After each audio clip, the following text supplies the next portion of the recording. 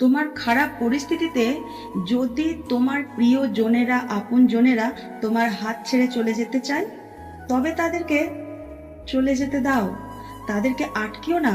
কারণ তোমার যদি তারা প্রিয়জন হতো, তাহলে কখনোই তোমার হাত ছেড়ে তারা চলে যেত না। বন্ধু বানাও নিজের আত্মবিশ্বাসকে, যে আত্মবিশ্বাসকে তুমি এত দিন ধরে ঘুম পাড়িয়ে রেখে দিয়েছো, তাকে প্রকাশ করো সবার সামনে। সেই হবে তোমার আসল বন্ধু। বন্ধু বানাও আয়নাকে, যখন তুমি কাঁদবে তখন সেও তোমার সাথে কাঁদবে।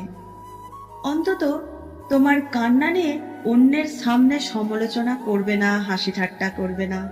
বন্ধু বানাও নিজের ছায়াকে, যখন রাত্রিবেলা তুমি একা হাঁটবে তখন সেও তোমার সাথে হাঁটবে। নিজের লক্ষ্যে এমন স্থির থাকো, যাতে এমন জায়গায় তুমি পৌঁছাও যাতে তোমার প্রিয়জনেরা তোমাকে ব্লক না করে, তোমাকে যাতে সারা জীবন সার্চ করে বেড়ায়। বুঝতে পারলে?